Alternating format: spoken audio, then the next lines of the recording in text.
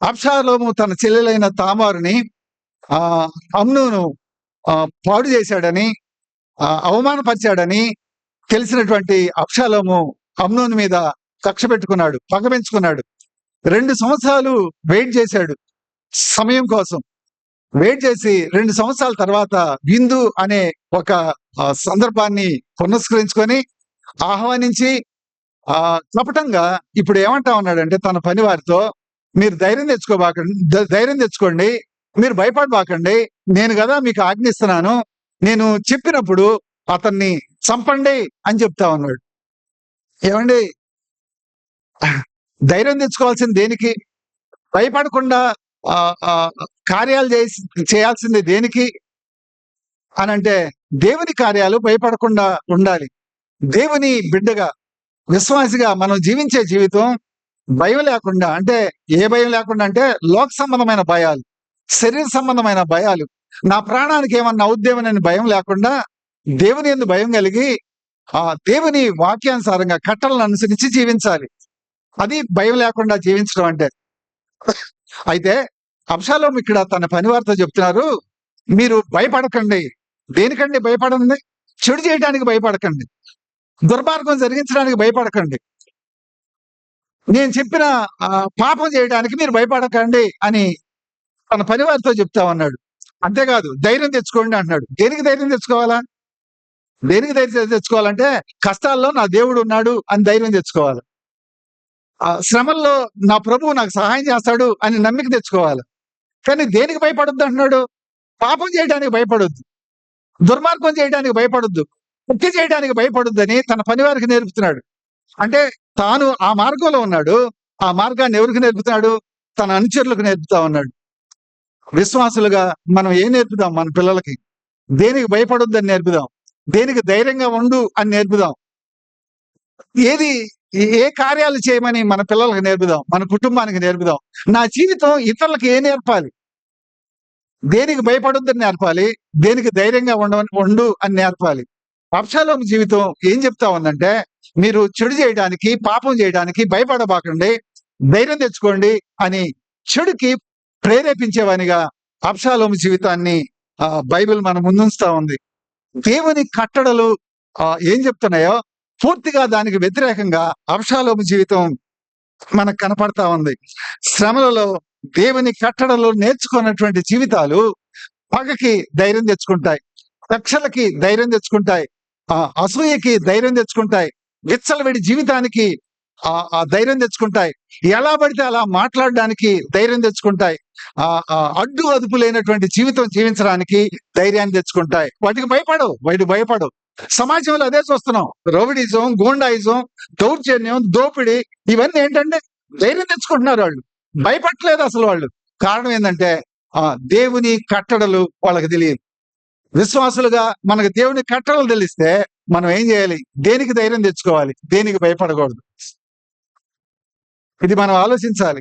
మన జీవితం దేనికి భయపడుతుంది, దేనికి ధైర్యం తెచ్చుకుంటా ఉన్నాం మనం ఆలోచించాలి. చాలాసార్లు అబద్ధాలు ఆడడానికి ధైర్యంగా మాట్లాడే విశ్వాసులు ఉన్నారు.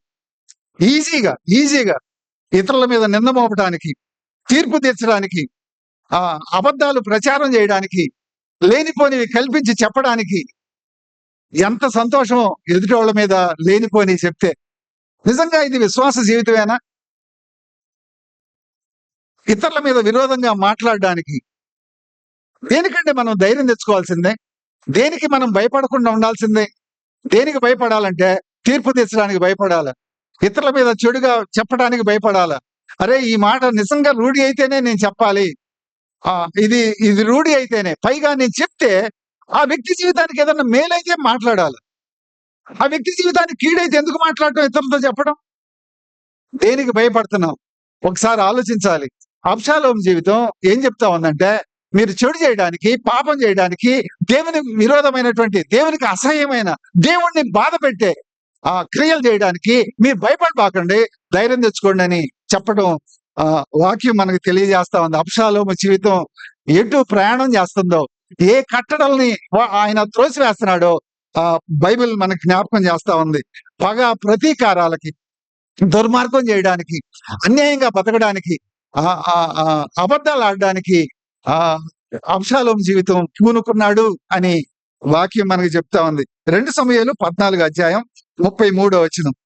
2 సమూయేలు 14 అధ్యాయం 33 వచనం నేను చదువుతున్నాను. అంతటా యోవాబు రాజునొద్దకు వచ్చి ఆ సమాచారము తెలుపగా రాజు అబ్షాలోమును పిలిపించెను. అతడు రాజునొద్దకు వచ్చి రాజ సన్నిధిని సాష్టాంగ నమస్కారము చేయగా రాజు అబ్షాలోమును ముద్దు పెట్టుకొనెను. ముద్దు ఎప్పుడు వస్తాడండి సహజంగా ఎవరైనా? మంచి పని చేస్తే కదండి. మంచి పని చేస్తే ముద్దు వస్తారు. ఏదైనా ఘనకార్యం సాధిస్తే ముద్దు వస్తారు. ఏదన్నా అసాధ్యమైంది అనేకులకు మేలుకరమైంది చేస్తే ముద్దు వస్తారు. దేవుని బిడ్డలుగా జీవిస్తా ఉన్నప్పుడు ముద్దు వస్తారు. అయితే అబ్షాలోముని దావీదు ఎందుకు ముద్దు పెట్టుకున్నాడు అనంటే, నేను నిన్ను అంగీకరిస్తున్నాను అని, నిన్ను క్షమిస్తున్నాను అని, నిన్ను ఆమోదిస్తున్నాను అనే సంకేతంతో ఆయన ముద్దు పెట్టుకున్నాడు. ఏ శిక్ష లేకుండా హత్య చేసిన వాడు ఏమయ్యాడు? క్షమాపణ పొందాడు. ఏ శిక్ష లేకుండా, ఏ గద్దింపు లేకుండా, ఏ శిక్ష లేకుండా ఆ అబ్షాలోము క్షమాపణ పొందాడు. నిజంగా మన జీవితాలు, అలానే మన కుటుంబంలో మన బిడ్డల జీవితాలు ఏ శ్రమ లేకుండా పాపం క్షమించబడతా ఉంటే ఎలా తయారవుతామంటే ఈ అబ్షాలోము జీవితం గుర్తు చేస్తా ఉంది. నిజంగా శ్రమ ఎంత మేలో వాక్యం మనకి అర్థమయ్యేలా చెప్తా ఉంది. అబ్షాలోము జీవితాన్ని మన ముందుంచి శ్రమలు లేకపోవడమే, శిక్ష పడకపోవడమే అబ్షాలోము నష్టానికి, నాశనానికి నడిపింది అనడంలో ఏ సందేహం లేదు. నేను 2-3 పదాలు మీ ముందుంచుతాను, విషయాలు మీ ముందుంచుతాను అబ్షాలోము గురించి. 2 సమూయేలు 15 అధ్యాయం 1 వచనం చూడండి. 2 సమూయేలు 15 అధ్యాయం 1 వచనం. ఇది అయిన తర్వాత అబ్షాలోము ఒక రథమును గుర్రములను సిద్ధపరిచి, ఎప్పుడు ఇది అయిన తర్వాత అంటే ముద్దు పెట్టుకున్న తర్వాత, అంగీకరించిన తర్వాత, ఏ శిక్ష లేకుండా, ఏ శ్రమ పొందకుండా ఉచితంగా క్షమాపణ లభించిన తర్వాత, ఇది అయిన తర్వాత అబ్షాలోము ఒక రథమును గుర్రములను సిద్ధపరిచి తన ఎదుట పరిగెత్తుటకై 50 మంది బంటులను ఏర్పరచుకొనెను. ఏం చేస్తా ఉన్నాడండి? మందిని పోగేసుకుంటా ఉన్నాడు, జనాన్ని సమీకరించుకుంటా ఉన్నాడు. దేనికోసం అంటే తన అక్రమం, తన స్వార్థం, తన స్వయాన్ని తీర్చుకోవడానికి. దేవుని కార్యాల కొరకు కాదు, మందిని పోగేస్తా ఉంది, జనాన్ని సమీకరిస్తా ఉంది. దేవుని కట్టలని నేర్పడానికి కాదు, నేర్చుకోవడానికి కాదు. ఏముందంటే అక్కడ రాయబడిన మాట, 50 మందిని తన ముందు పరిగెత్తుటకై బంటులను ఏర్పరచుకొనెను అనే మాట మనం చూస్తాం. అబ్షాలోము హత్య చేసి పారిపోతే మరలా తిరిగి వచ్చిన తర్వాత తండ్రి అయిన దావీదు కొన్ని సంవత్సరాలు గడిచింది. కొన్ని సంవత్సరాల తర్వాత దావీదు తనను క్షమించాడు. తన కుమారుడు కదా, క్షమించాడు. ఏ శిక్ష వేయలా, ముద్దు పెట్టుకున్నాడు, ఆమోదం తెలిపాడు.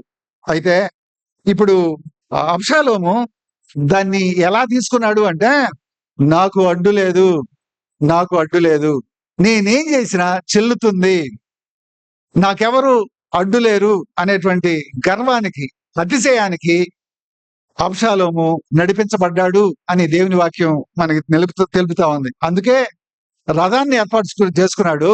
తన ముందు పరిగెత్తడానికి, తనకు అనుచరులుగా ఉండడానికి 50 మందిని ఏర్పాటు చేసుకున్నాడు. మనుషుల అండ తనకుంటే చాలు, అనుకున్నది నెరవేర్చుకోవచ్చు, అనుకున్నది సాధించవచ్చు అని అబ్షాలోము జీవితం అలా అనుకున్నట్టుగా మనకి తెలియజేస్తా ఉంది. దీనికి కారణాలు ఉన్నాయి. ఏంటి అంటే, తన అన్న అమ్నోనుని చంపినప్పుడు, తన పనివారి చేత చంపించినప్పుడు ఆయన ఏ శిక్ష పొందల, క్షమాపణ పొందాడు. ఏ శిక్ష లేకుండా క్షమాపణ పొందాడు.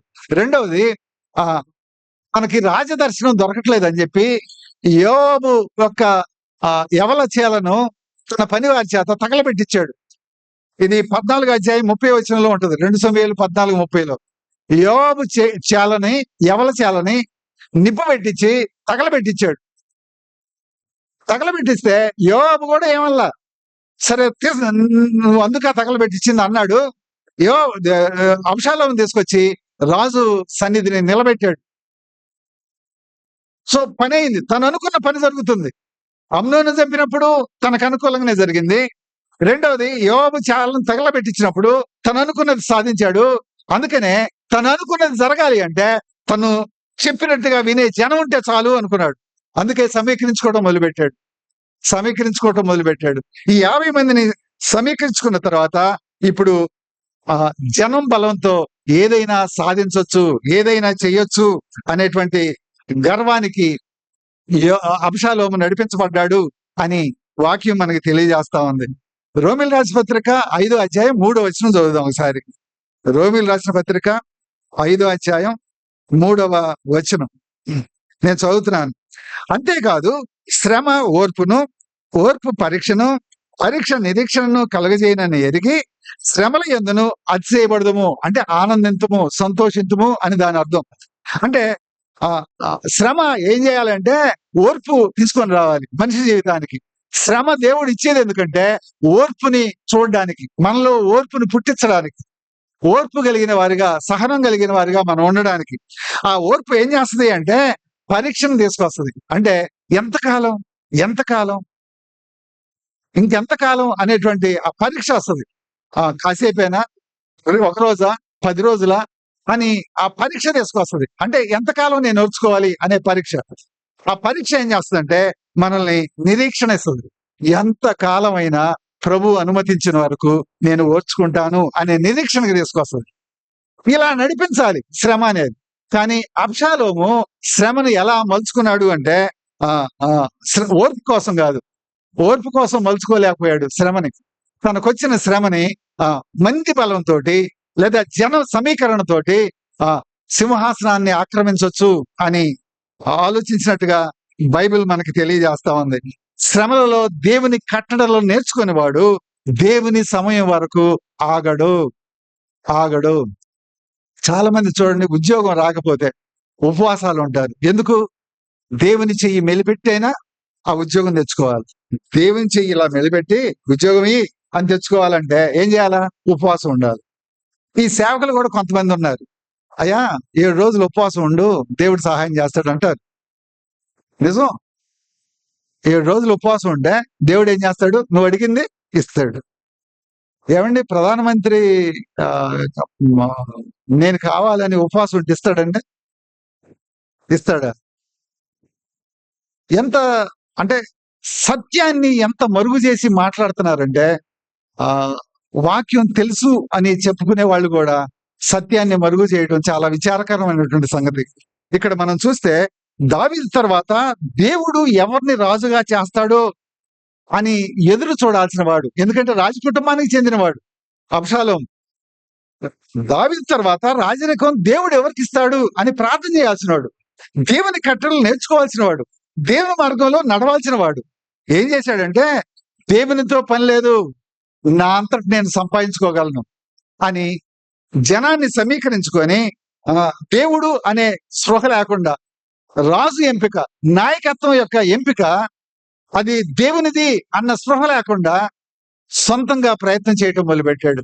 దానికి సమీకరించుకోవటం మొదలుపెట్టాడు. మనుషుల అండతో ఆక్రమించాలని ఆలోచించాడు.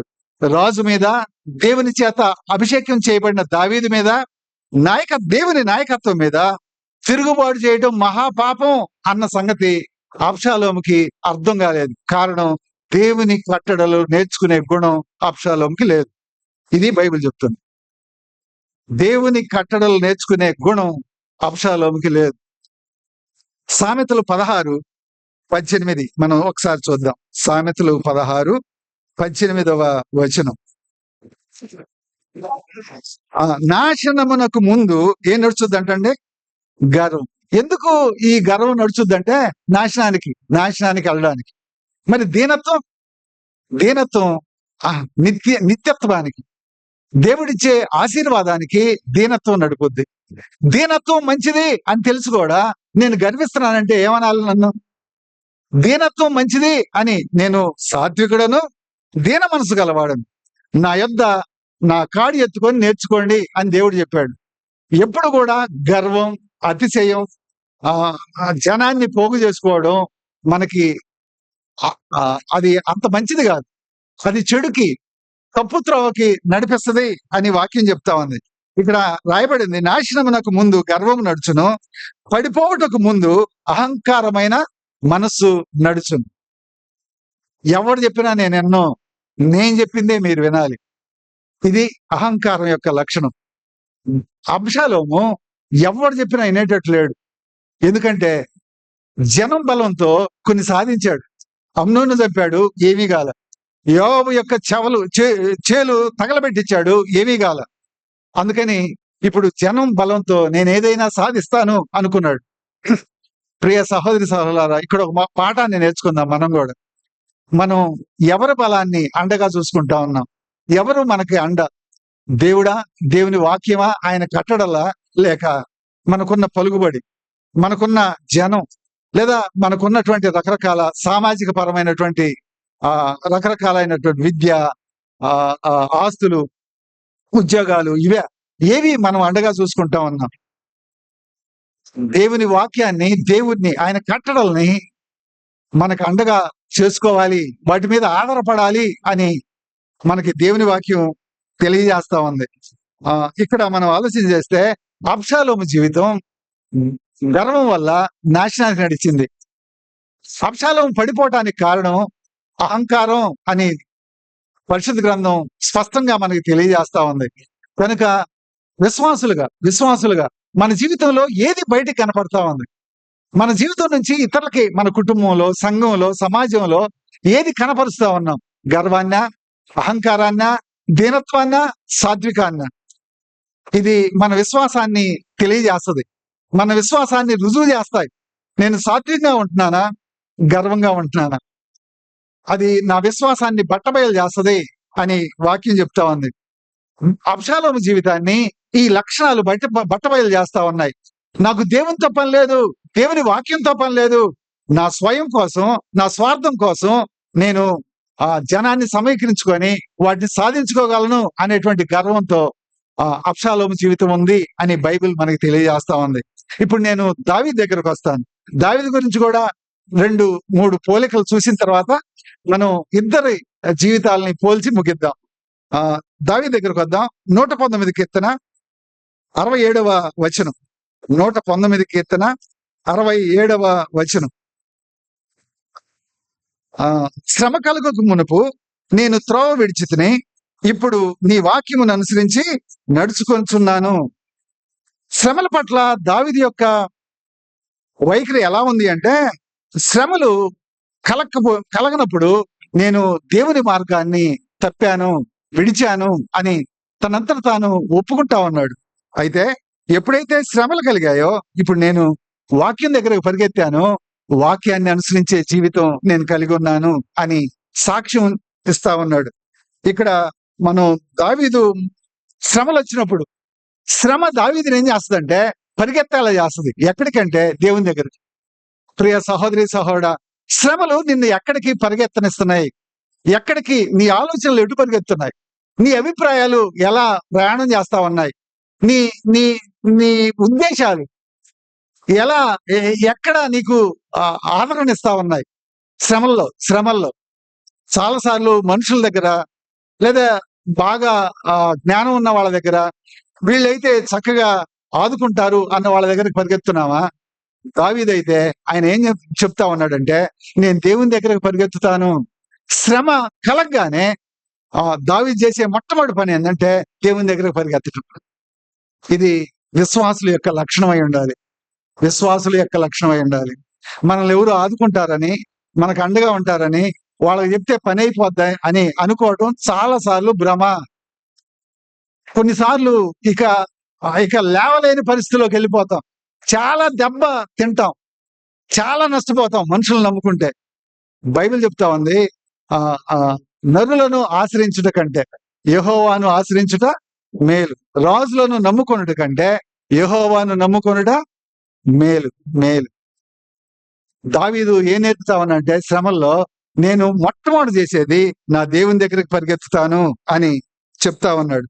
దావీదు ప్రతి శ్రమలో వాక్యం మనల్ని ఎంత ఆదుకుంటుందో, ఎంత ఆదరిస్తుందో, ఎంత మనల్ని ధైర్యపరుస్తుందో, మనకి ఎంత అండగా ఉంటుందో దావీదు జీవితం మనకి తెలియజేస్తా ఉంది.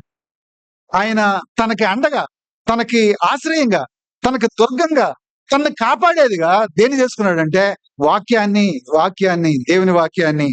ఇది ఆహ్, ఆహ్, దావీదు జీవితం తెలియజేస్తా ఉంది.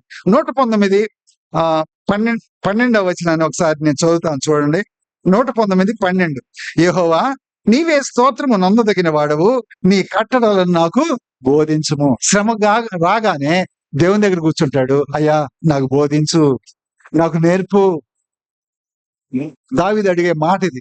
నాకు బోధించు, నాకు నేర్పు. ఇంట్లో చిన్న అభిప్రాయ భేదం వచ్చిందండి. ఎవరు ఇంట్లో నా అభిప్రాయమే కరెక్ట్ అని వాదించడానికి బదులుగా దేవుని దగ్గరికి వెళ్ళి, ప్రభువా నాకు ఈ విషయంలో బోధించు అనేవాళ్ళు ఎంతమంది ఉన్నారు? అలా వెళ్ళడం ఎంత మంచిది. వాక్యంలో ఎన్నో శతాబ్దాల క్రితం దావీదు చేత మనకు రాయించాడు ఈ మాటలు దేవుడు. శ్రమ కలగగానే మనం చేయాల్సిన పని ఏంటంటే, ప్రభువా నాకు బోధించు, నాకు బోధించు. తర్వాత 26వ వచనం కూడా చూడండి, సేమ్ అదే ఉంటది. నా చర్య అంతయు నేను చెప్పుకొనగా నీవు నాకు ఉత్తరం ఇచ్చితివి, నీ కట్టడలను నాకు బోధింపము. అంటే దేవుని ఉత్తరం ఎలా వస్తుందంటే ఆయన బోధ నుంచి వస్తుంది. ఆయన బోధ నుంచి వస్తుంది. అంటే దేవుడు మనకి జవాబు ఇవ్వాలంటే, పరిష్కరించాలంటే మనం ఏం చేయాలా? దేవుని దగ్గర నేర్చుకోవాలా, బోధించు అని అడగాల. వాక్యం చెప్తా ఉంది. ఆ తర్వాత 28వ వచనం చూడండి. వ్యసనము వలన నా ప్రాణము నీరైపోయాను, నీ వాక్యము చేత నన్ను స్థిరపరచుము. వాక్యం ఏం చేస్తుందండి? శ్రమల్లో స్థిరంగా ఉండేటట్టుగా చేస్తుంది, అస్థిరులుగా చెయ్యదు. శ్రమలు కొన్నిసార్లు మనం వాక్యం దగ్గర రాకపోతే మనల్ని అస్థిరులుగా చేస్తాయి. కానీ వాక్యంలో మనం స్థిరంగా ఉండాలి అంటే మనం వాక్యం దగ్గరికి వెళ్ళాలి, దేవుడిని బోధించు అని అడగాలి. మనలో చాలా మందిని అలా వెళ్ళని అనుభవాలు ఉన్నాయి అని ఒప్పుకోక తప్పదు. శ్రమ కలగానే ఆ శ్రమ ఎవరి వల్ల వచ్చిందో, దేని వల్ల వచ్చిందో కొంతమంది అయితే అసలు ఆలోచించరు. ఇక ఎవరైతే తనకి వాళ్ళ వల్ల వచ్చింది అనుకుంటారో వాళ్ళ మీద ఇక ఇష్టం వచ్చినట్టుగా మాట్లాడతారు, రకరకాలుగా చేస్తారు. అయితే దేవుని వాక్యం మనకు తెలియజేస్తా ఉంది దావీదు జీవితం ద్వారా. శ్రమ రాగానే మనం దేవుని వాక్యం దగ్గరకు పరిగెత్తాలి. దేవా నాకు నేర్పు అని దేవుని దగ్గర కూర్చోవాలి. ఆయన తప్పకుండా మనకి నేర్పే దేవుడు. మనలో చాలా మంది వాక్యం చదివేటప్పుడు కేవలం అక్షరాలను చూసే వాళ్ళు ఉన్నారు. మనం చాలా మంది బైబిల్ చదివేటప్పుడు అక్షరాలు మాత్రమే చూస్తాం. కానీ దావీదు తనకు బోధించే దేవుడిని చూస్తాడు. మనం అక్షరాలు చదువుకుంటూ వెళ్తాం అక్షరాలని, కానీ దావీదు ఏం చేస్తాడంటే తనకు బోధ చేసే దేవుడిని చూస్తాడు. ఆ అక్షరాలు నాకు దేవుడు ఏం బోధిస్తున్నాడు అది చూస్తాడు. మనం ఎలా చదువుతున్నాం బైబిల్?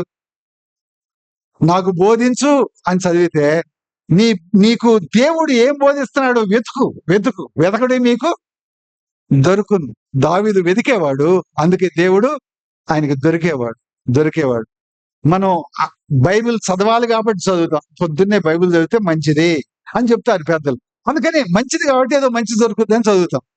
అది కాదు, దేవుడు బోధించే దేవుణ్ణి నేను ఆ స్వరం వినాలి అని చదవాలి.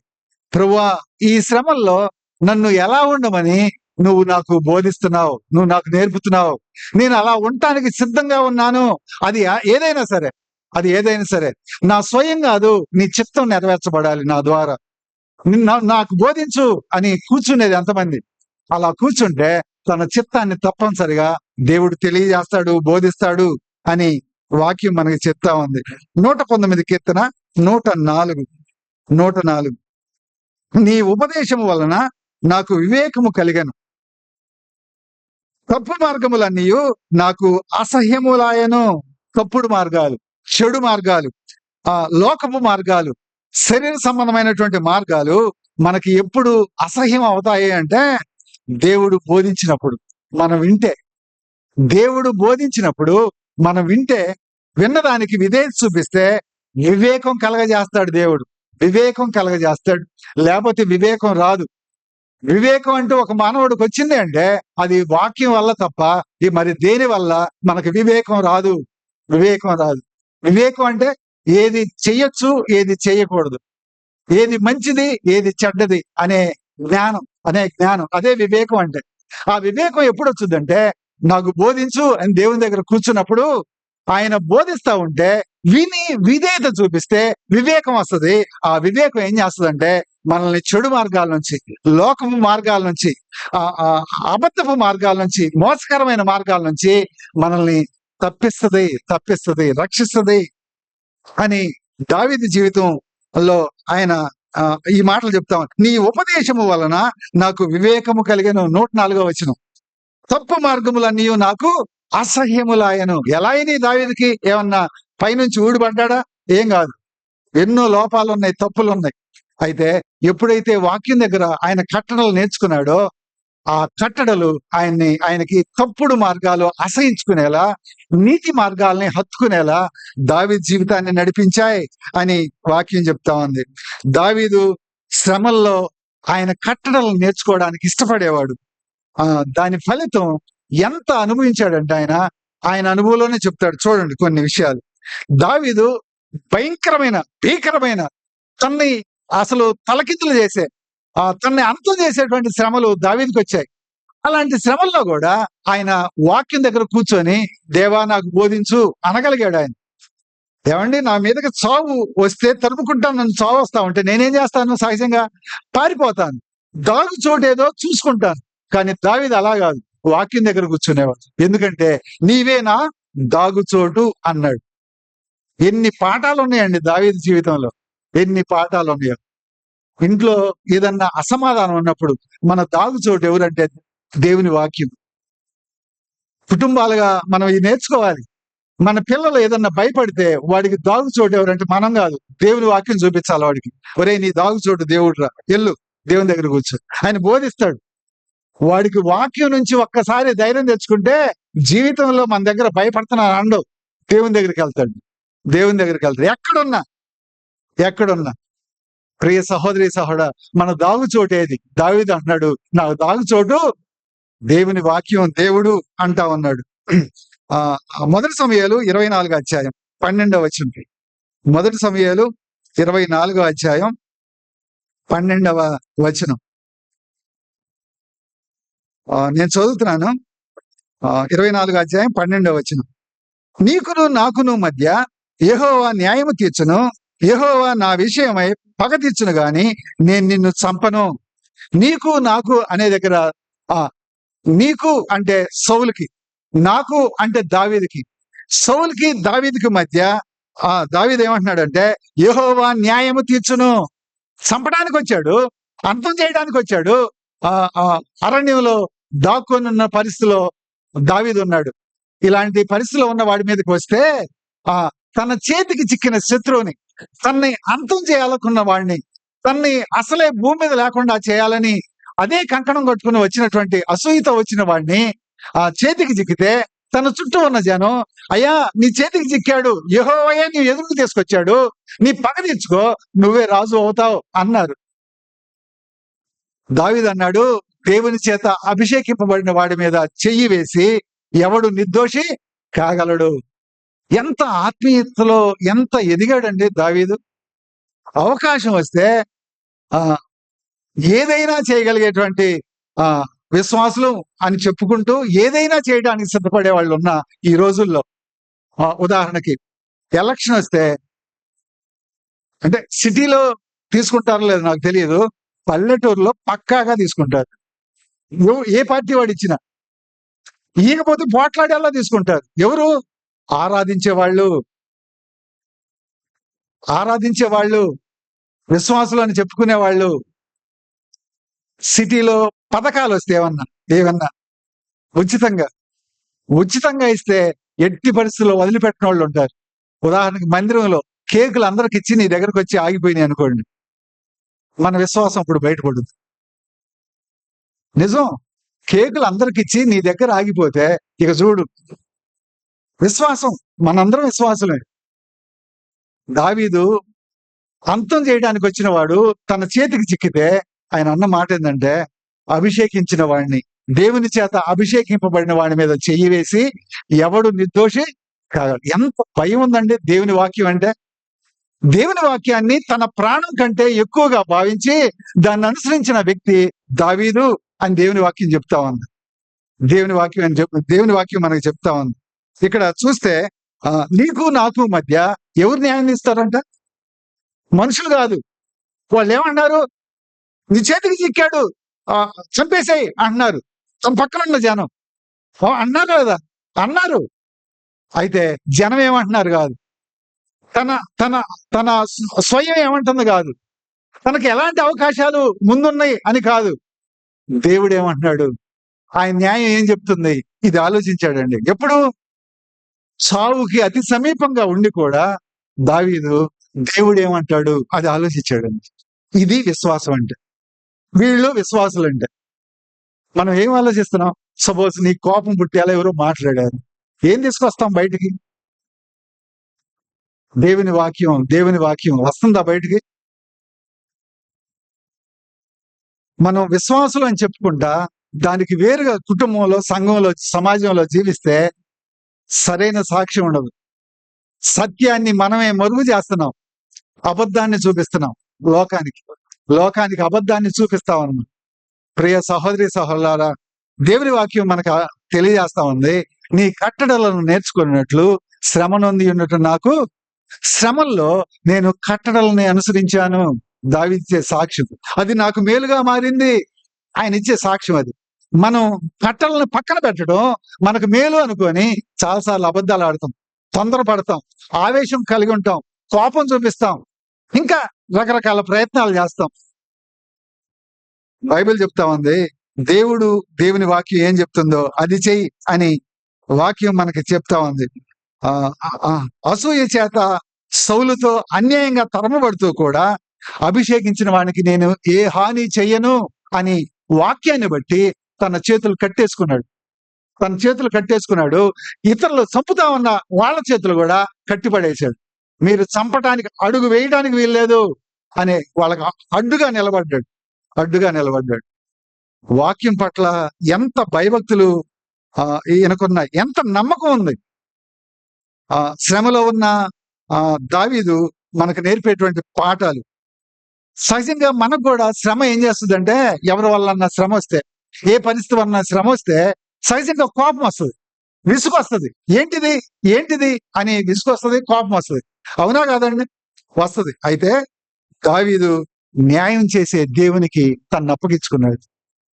ఆయనకి కోపం విసుగొచ్చినాయి, కానీ ఏం చేశాడంటే, నా కోపం నా విసుగు దేనికి పనికి రావు, దేనికి ఉపయోగం లేవు.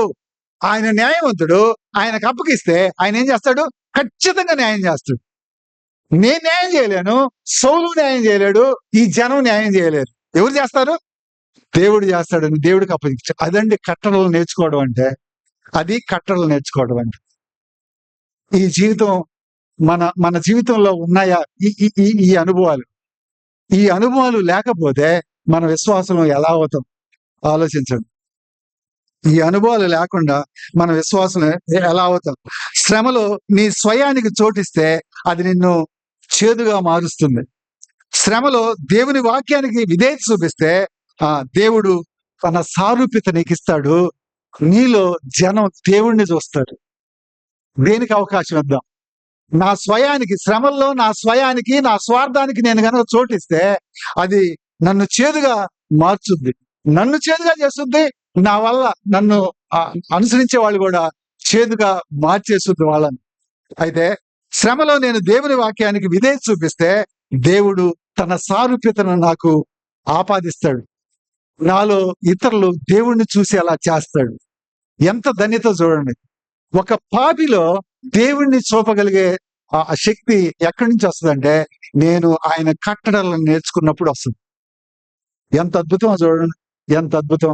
ఇది మానవ ఊహకు అందనటువంటి అద్భుతం దేవుడు మన ముందుంచాడు వాక్యంలో.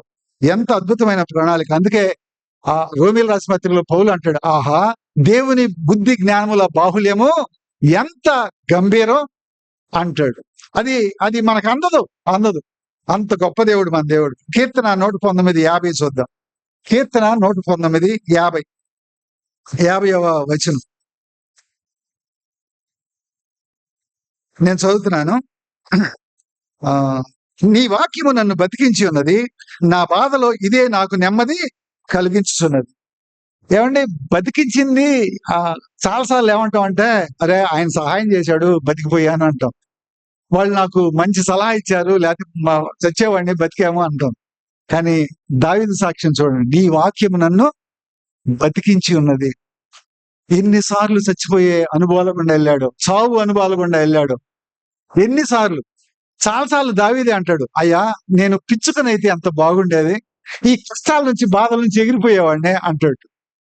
ఆ పిచ్చుకను చూసి అదే అదృష్టవంతురాలు, నేనేంది, నా కష్టాలేంది, అన్ని కష్టాలు భరించాడు, అన్ని శ్రమల్లో గుండా వెళ్ళాడు.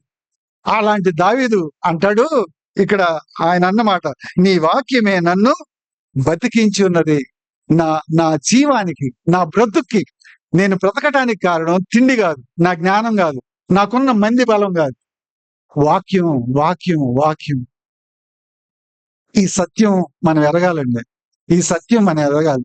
ప్రతి పరిస్థితికి వాక్యం దగ్గరికి వెళ్ళాలి, వాక్యం దగ్గరికి వెళ్ళాలి. ఇది దావీదు జీవితం మనకు నేర్పుతా ఉంది. అలానే ప్రతి పరిస్థితికి అబ్షాలోము ఏం చేశాడు, స్వయాన్ని దగ్గరికి వెళ్ళాడు, స్వార్థం దగ్గరికి వెళ్ళాడు, జనం దగ్గరికి వెళ్ళాడు. ఇద్దరికి చూడండి ఎంత డిఫరెన్స్ ఉందో. దావీదు శ్రమలని శిక్షగా భావించలేదు, దేవుడిచ్చే ఆత్మీయ శిక్షణగా భావించాడు, ట్రైనింగ్ గా భావించాడు.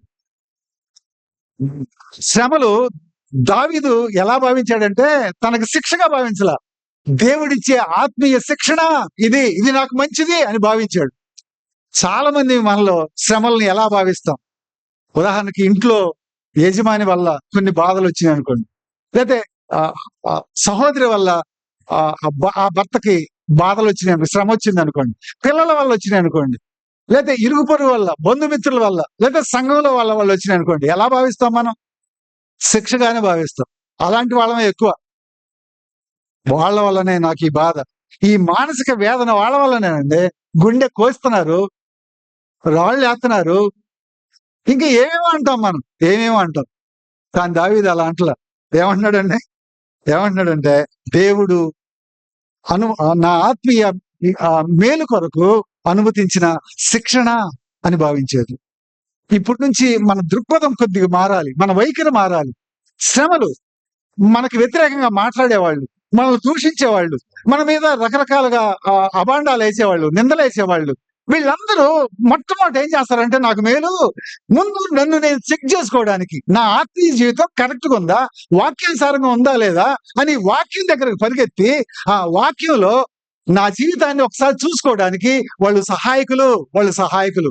మనం ఏమనుకుంటాం, వాడు నిందిస్తున్నాడు, వాడు నా మీద పోట్లాడుతున్నాడు, అనవసరంగా అంటున్నాడు, ఈ లేనిపోయి ఏదో చేస్తాడండి అంటాం మనం. కాదు, నువ్వు చెక్ చేసుకోవడానికి అవకాశం ఇస్తున్నాడు దేవుడు అతని ద్వారా.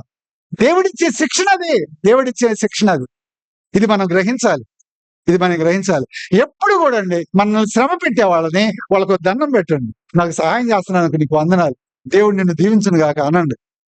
నిజం ఇది. లేకపోతే మనం చెక్కపడవండి, మనం సామాన్యులం కాదు, రాతి కంటే కఠినమైన మన గుండెలు. వాస్తవా కాదా చెప్పండి, వాస్తవా కాదా, కాస్త గట్టిగా చెప్పండి, వాస్తవం.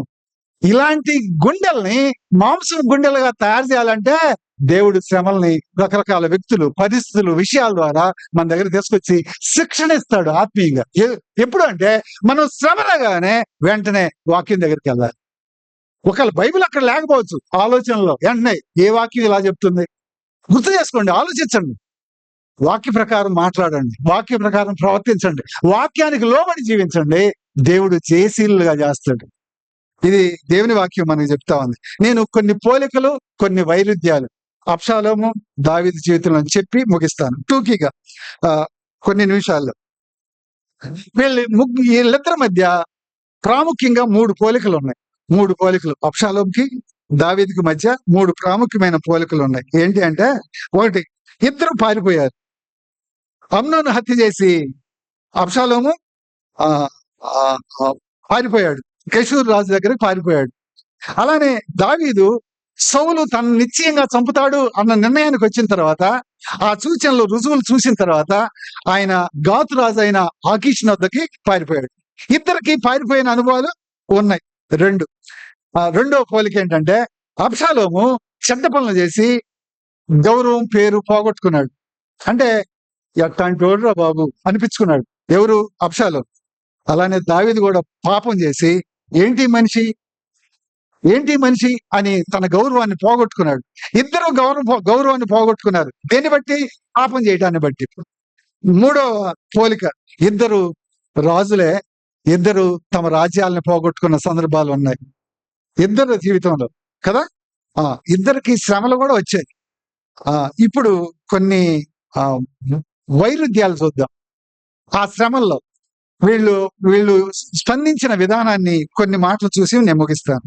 అబ్షాలోము శ్రమల్లో దేవుణ్ణి హత్తుకోలేదు, జనాన్ని పోగు చేసుకున్నాడు. ఏ పని మీద ఉన్నాడు అబ్షాలోము? శ్రమలు రాగానే దేవుని వైపు చూడాల, జనం వైపు చూశాడు. దేవుని దగ్గర పాదాల దగ్గర పడలా, జనాన్ని పోగు చేసుకోవడం మొదలుపెట్టాడు. ఇది అబ్షాలోము జీవితం తెలియజేస్తా ఉంది. మనం శ్రమల్లో ఏం చేస్తున్నాం? అబ్షాలోము వైఖరిని అనుసరిస్తున్నామా లేక దావీదు ఏం చేశాడు అని అంటే, తన స్వయానికి చావడానికి ఇష్టపడ్డాడు. పశ్చాత్తాపంతో ప్రభు పాదాల దగ్గర పడ్డాడు. ప్రభువా, నీ చిత్తమే నా జీవితంలో జరగాలి అని ఇష్టపూర్వకంగా దేవునికి సమర్పించుకున్నాడు. ఇది దావీదు జీవితం చెప్తాను కదండి. ఇది ఒక వైరుధ్యం. 2 సమూయేలు 15:24 వచనం చూడండి. దానికి రుజువు మనం చూద్దాం. వాక్యం చెప్పే రుజువు, దావీదు దేవుని చిత్తానికి ఎలా అప్పగించుకున్నాడు అనే దానికి రుజువు 2 సమూయేలు 15:25-26 వచనాలు నేను చదువుతున్నాను. 25-26. అప్పుడు రాజు అంటే దావీదు సాదోకును పిలిచి, దేవుని మందసమును పట్టణంలోనికి తిరిగి తీసుకొని పోము. యెహోవా దృష్టికి నేను అనుగ్రహం పొందిన యెడల ఆయన నన్ను తిరిగి రప్పించి దానిని తన నివాస స్థానము నాకు చూపించును. నీ యందు నాకు ఇష్టం లేదని ఆయన సెలవిచ్చిన యెడల ఆయన చిత్తము నీ దృష్టికి అనుకూలమైనట్టు నా యెడల జరిగించమని నేను చెప్పుదునని పలికి. అయ్యా, నన్ను రప్పిస్తాడా? ఆ మనసాన్ని నివాస స్థలం దేవుడు ఎక్కడ చెప్తాడో అక్కడ ఉంచుతా. మనసును తీసుకొస్తున్నారు. అబ్షాలోము వెంటబడి తండ్రిని చంపుదామని చూస్తా ఉంటే తండ్రి పారిపోతా ఉన్నాడు. జనాన్ని తీసుకొని పారిపోతా ఉంటే ఆ సాధువుతో చెప్తున్నట్టు మాట ఇది. మనసాన్ని తీసుకొస్తున్నారు, మనసాన్ని ఆపండి, పట్టణానికి తీసుకోండి. అయితే దేవుడు నా ఎల్ల దయ చూపించి మళ్ళీ నన్ను తిరిగి తీసుకొస్తేనేమో మనసానికి దేవుడు ఎక్కడ నివాస స్థలం చూపిస్తే అక్కడ కడతా. లేదు, దేవుడు నీ యందు నాకు ఇష్టం లేదని నాతో చెప్తే దేవుని చిత్తమే నా జీవితంలో జరుగునుగాక. అంటే నేను నా ఇష్టాన్ని కాదు, దేవుని చిత్తానికి నన్ను నేను అప్పగించుకుంటున్నాను అన్నాడు. ఎప్పుడంటే శ్రమల్లో ప్రాణాపాయ పరిస్థితుల్లో. ఎంత అద్భుతమైన నీతిని దావీదు తన జీవితంలో కనపరుస్తున్నాడు చూడండి. వాక్యం పట్ల ఆయన విధేయత ఎంత అద్భుతమైందో మనం ఇక్కడ చూస్తాం. స్వార్థం మనిషిని చేదుగా మారిస్తే క్షమ కనికరం జీవితాన్ని మధురంగా మార్చుద్ది.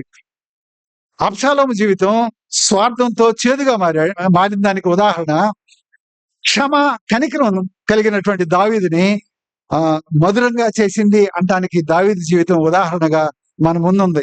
మనం చేదుగా మారుతామా, మధురంగా మారుతామా అనేది వాక్యం దగ్గరికి, కట్టడలను నేర్చుకోవడానికి, కట్టడలకు విధేయత చూపించడం మీద ఆధారపడి ఉంది అని వాక్యం మనకి తెలియజేస్తా ఉంది. 2 సమూయేలు 15:6. 2 సమూయేలు 15:6. 2 సమూయేలు 15వ వచనం నేను చదువుతున్నాను. తీర్పు నందుటకై రాజునొద్దకు వచ్చిన ఇశ్రాయేలుకి అందరికీ అబ్షాలోము ఈ ప్రకారము చేసి ఇశ్రాయేలందరినీ తన తట్టు తిప్పుకొనెను. ఏమండి, తన తట్టు తిప్పుకోవడానికి కారణం ఏంటి అని ఆలోచిస్తే ఆయనకి దేవుడు ప్రాముఖ్యం కాదు, తన స్వార్థం ప్రాముఖ్యం. ప్రజలకి న్యాయం చేయాలని, వాళ్ళకి మేలు చేయాలని కాదు, వాళ్ళని తన వైపు తిప్పుకుంది. తన కోసం వాడుకోవాలని, తన స్వార్థాన్ని తీర్చుకోవడానికి ప్రజల్ని తన వైపు తిప్పుకున్నాడు తప్ప వాళ్ళకి న్యాయం చేయడానికి, మేలు చేయడానికి ప్రజల్ని తన వైపు తిప్పుకోలేదు. ఇది అబ్షాలోము జీవితం మనకు తెలియజేస్తా ఉంది. అలానే మనం ఇతరులతో మంచిగా ఉండాలని కోరుకుంటాం, కొంతమందితో బాగా కలిసి ఉంటాం. దాని వెనక ఉద్దేశం ఏంది? మేలు చేయాలనా? లేతే వాడుకోవాలనా? అబ్షాలోము జీవితం ఎలా ఉందంటే, ఇతరులని వాడుకోవడానికే, ఉపయోగించుకోవడానికే, తన స్వార్థానికి వాడుకోవటానికే ఇతరులతో స్నేహం చేసేవాడు, మంచిగా ఉండేవాడు, వాళ్ళని కలుపుకునేవాడు. ఇది మంచి లక్షణం కాదు. ఇది మంచి లక్షణం కాదు. రెండోది, 2 సమూయేలు 15:14. దావీదు జీవితం ఎలా ఉందో చూద్దాం. 15:14 నేను చదువుతున్నాను. దావీదు యెరూషలేము నందున్న తన సేవకులందరికీ ఇలా ఆజ్ఞ ఇచ్చాను. ఈయన కూడా చెప్తున్నాడు. అబ్షాలోము జనాన్ని సమీకరించుకున్నాడు నీకు న్యాయం చేస్తానని. కానీ తనకు న్యాయం చేసుకోవడానికి, అంటే తను న్యాయం అనుకున్నది జరిగించడానికి జనాన్ని సమీకరించుకుంటే, ఈయనేమంటున్నాడంటే తన సేవకులందరికీ ఇలాగా ఆజ్ఞ ఇచ్చాను. అబ్షాలోము చేతిలో నుండి మనం తప్పించుకుని రక్షణ నొందలేము. మనం పారిపోదాము రండి. అతడు హఠాత్తుగా వచ్చి మనల్ని పట్టుకొనకును, మనకు కీడు చేయకును, పట్టణమును కత్తివాత హతము చేయక ఉండునట్లు మనం త్వరగా వెళ్ళిపోదాము రండి. ఆయన ఉద్దేశం ఏంటంటే, పారిపోవడంలో ప్రజలు హతం కాకూడదు, ప్రజలు చచ్చిపోకూడదు, ప్రజలు బతకాలి, ప్రజలు జీవించాలి. ఇది దావీదు ఉద్దేశం. అబ్షాలోము జనాన్ని సమీకరించుకుంది వాళ్ళకి న్యాయం చేయడానికి కాదు, తన స్వార్థాన్ని తీర్చుకోవడానికి. అయితే దావీదు జనానికి ఆజ్ఞాపిస్తుంది వాళ్ళు మరణం కాకూడదని, వాళ్ళు బతకాలని. ఎంత తేడా ఉందో ఇద్దరికి.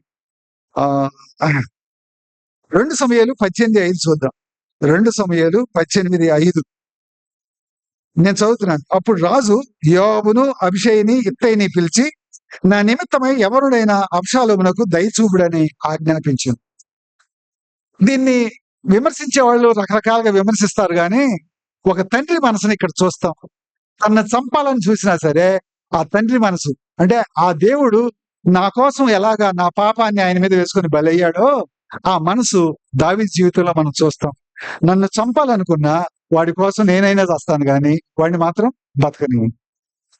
ఆ క్షమాపణ, ఆ కనికరం, ఆ మేలు దావీదు జీవితంలో మనం చూస్తాం. అబ్షాలోము శ్రమలో దేవుణ్ణి ఒక్కసారి కూడా ప్రార్థించినట్టుగా బైబిల్లో రాయబడలా. అంటే దేవుని అండ, దేవుని ఆశ్రయం, దేవుణ్ణి హత్తుకోవడం, దేవుణ్ణి నమ్మడం నాకు అవసరం లేదు అనుకున్నాడు అబ్షాలోము. ఎంత దారుణం చూడండి, ఎంత దారుణం. దావీదు ప్రతి క్షణం, ప్రతి నిమిషం, ప్రతి పరిస్థితి, ప్రతి శ్రమ, ఇక ఏదైనా సరే తన జీవితంలో దేవుని వాక్యం, ఆ వాక్యం ఏం చెప్తే దానికి విధేయత చూపించి తన జీవితాన్ని కట్టుకోవడానికి ఇష్టపడ్డాడు. ఆ శ్రమలో అబ్షాలోము దేవుని కట్టడలు ఏం చెప్తున్నాయో వాటన్నిటి మీద తిరుగుబాటు చేశాడు, వ్యతిరేకంగా ప్రవర్తించాడు. ప్రతి శ్రమలో అబ్షాలోము చేసిన పని ఏంటంటే దేవుని కట్టడల్ని మీరడమే పనిగా పెట్టుకున్నాడు. అయితే దావీదు దేవుని కట్టడల్ని అనుసరించడమే పనిగా పెట్టుకున్నాడు. ఈ ఇద్దరి జీవితాలు, అబ్షాలోము హృదయం కట్టడలను నేర్చుకోకపోవడాన్ని బట్టి చేదుతోటి, విషంతోటి, స్వార్థంతోటి, గర్వంతోటి తన హృదయం నింపబడింది. అందుకే నష్టపోయాడు. దావీదు హృదయం కనికరంతో, క్షమతోటి, ప్రేమతోటి, దయతోటి ఇతరులు బతకటం మీద దృష్టి పెట్టాడు. ఎందుకంటే ఆయన దేవుని కట్టడలు నేర్చుకున్నాడు. అందుకే దావీదుని దేవుడు అన్నాడు, తన తరము వారికి సేవ చేసి దావీదు నిద్రించాను అని స్టెఫను చేత ఆ మాట పలికిచ్చాడు. ప్రియ సహోదరి సహోదరా, ఇన్ని మాటలు విన్న తర్వాత, ఇంత వాక్యం విన్న తర్వాత, శ్రమలో మనం అనుసరించాల్సిన వైఖరి ఏంటి? అబ్షాలోము వైఖరా, దావీదు వైఖరా? కాసేపు అది, కాసేపు ఇది కాదు. కొన్నిసార్లు అబ్షాలోముగా ఉంటాను, కొన్నిసార్లు దావీదులాగా ఉంటానంటే దేవుడు ఏమంటాడంటే, వెచ్చగానైనా ఉండు, లేకపోతే ఏం చేస్తాను, ఉమ్మేస్తాను అంటాడు. కళ్ళ వంచండి, కళ్ళు మూసుకొని ప్రార్థన చేసుకుని నిజాయితీగా. సత్యం మన ముందుంచబడింది. మన ఆత్మీయ జీవితం ఎలా ఉంది? శ్రమలో మనందరికి తప్పనిసరి, ఏ ఏజ్ వాళ్ళకి ఆ ఏజ్ని బట్టి, ఎవరి విశ్వాస పరిమాణం బట్టి వాళ్ళకి శ్రమలు తప్పనిసరి. అయితే ఆ శ్రమల్లో మన వైఖరి ఏంటి? దేవుని కట్టడలే నేను చచ్చినా పర్వాలేదు, దేవుని చిత్తమే నెరవేర్చబడాలి. అద్భుతం దావీదు జీవితం. ఎవడు చచ్చినా పర్లేదు, నా స్వయం నెరవేర్చబడాలి. ఇది అబ్షాలోము జీవితం. ఎలా ఉన్నాయి మన ఆశలు, మన కోరికలు, మన ఇష్టాలు, మన అవసరాలు? వీటి కోసం దేవుణ్ణి బలవంతం చేస్తున్నావా? మన చిత్తం నెరవేర్చబడాలని కోరుకుంటా ఉన్నావా? కాదు ప్రభువా, నీ చిత్తమే నెరవేర్చబడాలని దేవుని కట్టడలకు లోబడుతున్నావా? బైబిల్ చెప్తుంది, నీ కట్టడలను నేర్చుకున్నట్లు శ్రమ నొంది ఉన్నట్టు నాకు మేలాయను. నీకు మేలుగా మారాలంటే ప్రతి పరిస్థితుల్లో దేవుని కట్టడలు నేర్చుకునే వ్యక్తిగా నువ్వు ఉండాలి. అలాంటి తీర్మానం చేసుకో. అలాంటి తీర్మానంలో నడువు. దేవుడు నీకు వివేకం ఇస్తాడు, సహాయం చేస్తాడు, అండగా ఉంటాడు, ఆశీర్వదిస్తాడు.